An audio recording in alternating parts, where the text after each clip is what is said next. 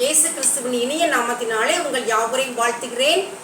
இந்த நாளிலே ஆதியாகமம் 1வது அதிகாரம் 5வது வசனத்தை நாம் தியானிக்க போகிறோம். சென்ற பகுதியிலே 4வது வசனத்தை நம்ம தியானித்தோம் இல்லையா? வெளிச்சத்திலிருந்து இருளை வெவ்வேறாக பிரித்தார் என்று சொல்லி நாம் தியானித்தோம். இந்த நாள்ல 5வது வசனத்தை தியானிக்க போகிறோம். வாசிமா. தேவன் வெளிச்சத்துக்கு பகல் என்று பெயரிட்டார், இருளுக்கு இரவு என்று பெயரிட்டார். சாயங்காலமும் விடியற்காலமும் ஆகி முதலாம் நாள் ஆயிற்று. இருளுக்கு இரவு என்று சொல்லி ஆண்டவர் பெயரிடுகிறார். அந்த இருளை இரவாக ஆண்டவர் மாற்றினார். மனிதன் ஓய்வெடுக்கும் நேரமாக அந்த இருளை ஆண்டவர் மாற்றினார். நிறைய மனிதர்கள் இவ்வாறாக பேசுவதை நம்ம கேள்விப்பட்டிருப்போம்.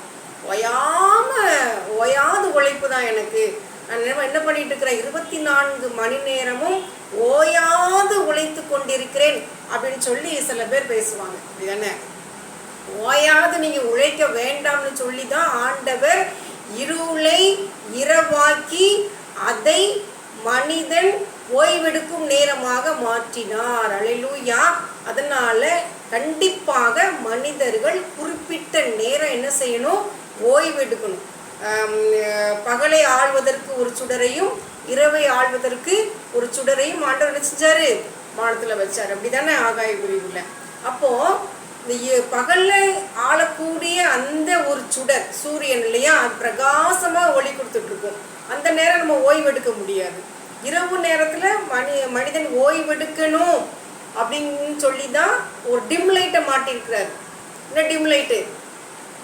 ஏமா இவ்வளவு சோகமா இருக்க? சந்திரன் டிம் லைட்டை மாட்டிருக்காரு. அப்போ கண்டிப்பாக குறிப்பிட்ட நேரம் மனிதன் ஓய்வெடுத்துதான் என்ன செய்யணும், மறுபடியுமாக தன்னுடைய வேலையை ஆரம்பிக்க வேண்டும். இது படைப்பின் அமைப்பே அப்படிதான். இதற்கு மாறாக நம்ம செயல்பட கூடாது.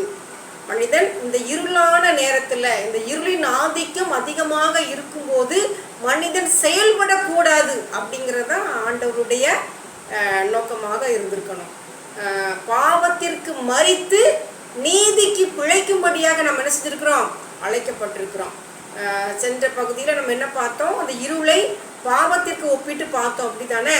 அப்போ பாவத்திற்கு மரித்து அப்படின்னா, பாவம் செய்கின்ற சூழ்நிலை வரும் பொழுது ஒரு மரித்த தன்மையில நம்முடைய ஆவியோ ஆத்மாவோ நம்ம காணப்படணும். மரித்தவன் எப்படி கையை கால் அசைப்பானா? அசைக்க மாட்டான். அப்ப பாவம் செய்கிற சூழ்நிலை வரும்போது ஒரு செயலற்ற நிலை